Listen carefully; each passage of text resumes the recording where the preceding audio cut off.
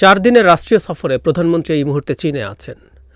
এখন পর্যন্ত দেখছি তিনি ব্যবসায়ীদের সাথে বসেছেন, বাংলাদেশে ইনভেস্টমেন্ট অ্যাট্রাক্ট করার চেষ্টা করছেন।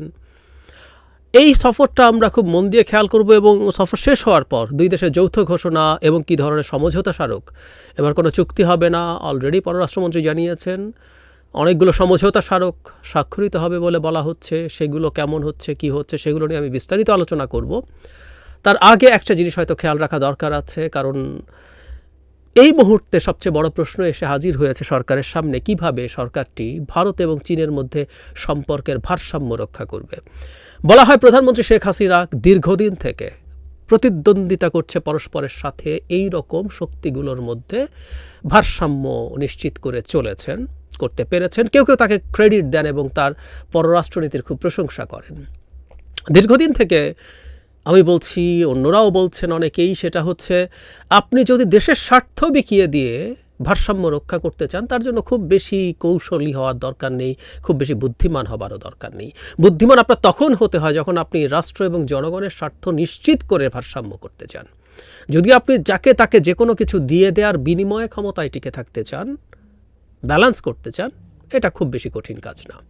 কিন্তু ইদানিং যে সমস্যাটা হয়েছে, ইদানিং জটিল হয়ে উঠছে, কারণ সরকার সব কিছু দিয়ে দিতে প্রস্তুত, যে যা চায় তা দিয়ে দিতে প্রস্তুত বলে আমি গভীরভাবে বিশ্বাস করি। কিন্তু এই মুহূর্তে প্রশ্ন এসে দাঁড়িয়েছে যে একই জিনিস একজন চাইছে, আরেকজন আবার বলছে এটা আমার কিন্তু রেড লাইন, এটা আমাকে দিতে হবে। এই সংকটে সরকার এখন পড়ছে এবং এই সংকটের প্রেক্ষাপটে চীন সফর হচ্ছে। এবং এটার প্রাক্কালে যেন ওবায়দুল কাদের কথা বলেছেন, আমি তার বক্তব্যটা নিয়ে কয়েকটা কথা আসলে একটু বলতে চাই। উনি বলেছেন, চীনের সাথে আমাদের পার্টনারশিপ আছে উন্নয়নের। ভারত আমাদের রাজনৈতিক বন্ধু, চীন আমাদের উন্নয়নের বন্ধু। মানে প্রথম কথাটা হচ্ছে রাজনৈতিক বন্ধু আর উন্নয়নের বন্ধু আলাদা করার চেষ্টা করছেন। এবং চীনকে একসময় এই ধরনের ব্র্যাকেটবন্দি করার চেষ্টা আমাদের দেশের তথাকথিত আন্তর্জাতিক সম্পর্ক বিশ্লেষকদের অনেকেই করেছেন। চীন তো রাজনীতিতে মাথা ঘামায় না, চীন তো শুধু উন্নয়ন, মানে সে তার লোন দিতে চায়, ব্যবসা চায়। এই ধরনের একটা ন্যারেটিভ আমাদের দেশে আমি অনেককে বলতে শুনে করেছি, তথাকথিত অনেক বিশেষজ্ঞকে। কিন্তু তারা সম্ভবত খেয়াল করেন না শি জিনপিং ক্ষমতায় আসার পর থেকে কী ধরনের ডিপ্লোম্যাসি তারা করছে। সত্যিকার অর্থে আপনি একটা দেশের রাজনীতিতেও ইনভলভড হতে চান, আপনার ব্যবসা এবং আপনার নিরাপত্তা, মানে আপনি কোনো দেশের রাজনীতিতে আসলে কেন ইনভলভড হন, জাস্ট মোটা দাগে দুটো কারণ। একটা হচ্ছে আপনি তার সাথে ব্যবসা করতে চান, আপনি যদি সেই দেশের রাজনীতিতে ইনভলভড হতে পারেন আপনি ব্যবসা করতে পারেন। আরেকটা হচ্ছে আপনার কোনো স্ট্র্যাটেজিক বা সিকিউরিটির প্রয়োজন মিট করে। যেমন ভারত এখন তার শিলিগুড়ি করিডোর বা সিকেন্ডেক বাইপাস করার জন্য তার একটা কৃতদাস সরকারকে দিয়ে ইচ্ছে মতো চুক্তি করিয়ে নিচ্ছে, এটা তার সিকিউরিটির প্রয়োজন, এখানে ব্যবসাও তো হবে না। আবার বাংলাদেশের সাথে ব্যবসায়িক অনেক বিষয়ে ভারত তার ডিল করেছে। গোটা পাওয়ার প্ল্যান্ট আদানির যেটা, সেটা আমরা দেখি অত্যন্ত বৈষম্যমূলক একটা চুক্তি ভারতের সাথে আমাদেরকে করতে হয়েছে। সরকার করেছে তার ক্ষমতা টিকিয়ে রাখার জন্য, যাতে সে 25 বছর ধরে বিরাট বেনিফিটেড হবে। সো এই তো কারণ।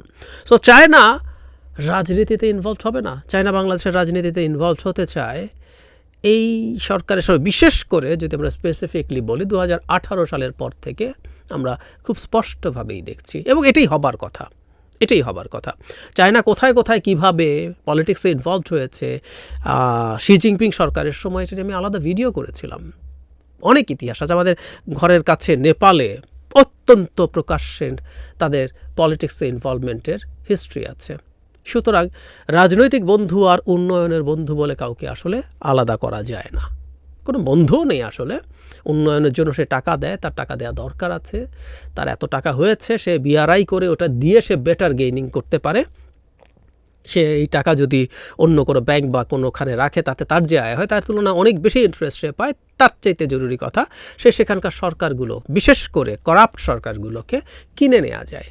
এই কিনে নেওয়া যখন যায় তখন তার জন্য সব দিক থেকে বেনিফিট। সুতরাং কোনো বন্ধুটন্ধু না, চিন্তার তথাকথিত উন্নয়নের মাধ্যমে ইনফ্লুয়েন্স তৈরি করতে চাইছে।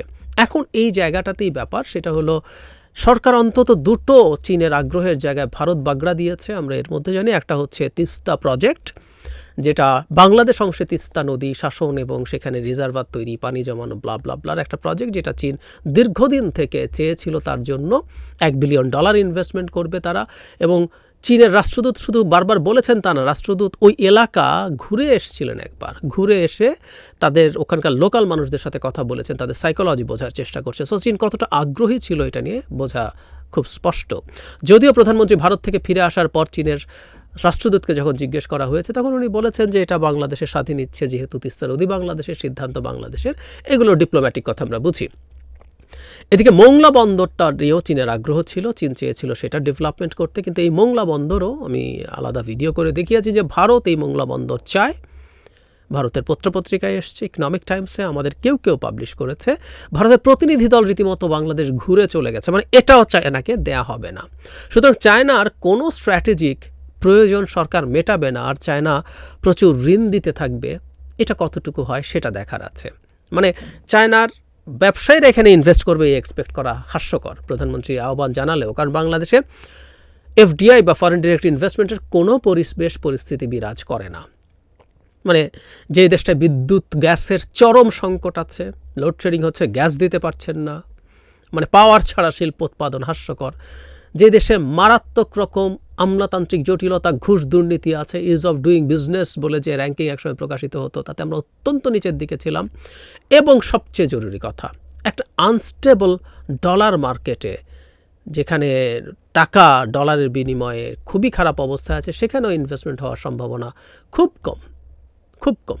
আপনি যে আনবেন, ইনভেস্ট করবেন, আপনি যদি লোকাল মার্কেটের জন্য পণ্য তৈরি করেন, সেগুলো বেচে যে টাকা পাবেন, সেই টাকা ডলারে কনভার্ট করলে, আপনি $100 আনলেন, সেটা নিয়ে পণ্য তৈরি করলেন, ইনভেস্ট করুন, আমরা এভাবে যদি বুঝি, তাতে যে টাকা হলো, টাকায় আপনি বিক্রি করতে করতে একসময় টাকার এত অবমূল্যায়ন হলো, আপনি ডলার কিনতে গিয়ে দেখলেন আপনি যে লাভ পাচ্ছেন সেই লাভ আর থাকছে না, সেটা খরচ আর আয় সমান হয়ে যাচ্ছে, অথবা খরচ বেশি হয়ে যাচ্ছে।